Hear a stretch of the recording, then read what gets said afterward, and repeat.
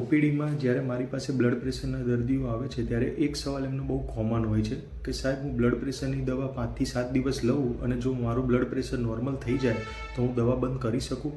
તો મારો જવાબ છે ના. એનું એક જ કારણ છે મિત્રો કે જો તમે દવા 5 થી 7 દિવસમાં બંધ કરશો તો રિબાઉન્ડ હાઇપરટેન્શન થશે અને જે વધારે ઘાતકી છે.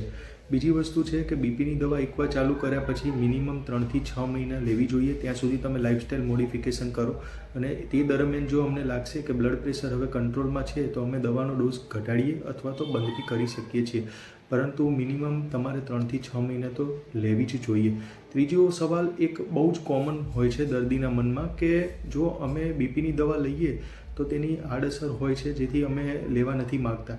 તો એનો જવાબ બી એવો જ છે કે દરેક દવાની આડઅસર તો હોય છે, પરંતુ બીપી અને ડાયાબિટીસની દવાઓની આડઅસર એ પ્રમાણે હોય છે કે દર્દીને લોંગ ટર્મ લેવાની હોય છે.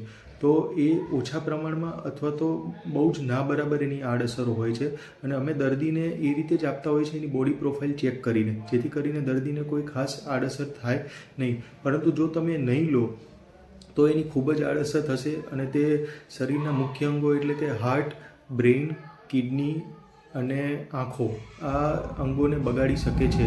હાર્ટમાં હાર્ટ એટેક આવી શકે છે, હાર્ટ ફેલિયર થઈ શકે છે, બ્રેઇનમાં બ્રેઇન સ્ટ્રોક અને હેમરેજ બી આવી શકે છે, કિડનીમાં ક્રોનિક કિડની ડિસીઝ જેવી ગંભીર બીમારી થઈ શકે છે, આંખમાં હાઇપરટેન્સિવ રેટાઇનોપેથી થઈ શકે છે. હવે તમે દવાની સામે એની સાઇડ ઇફેક્ટ્સની સામે તમે બેનિફિટ જોશો તો બેનિફિટ્સ તમને વધારે થશે. તો રિસ્ક બેનિફિટ રેશિયો પ્રમાણે વિચારીએ તો બ્લડ પ્રેશરની દવા લેવી જોઈએ.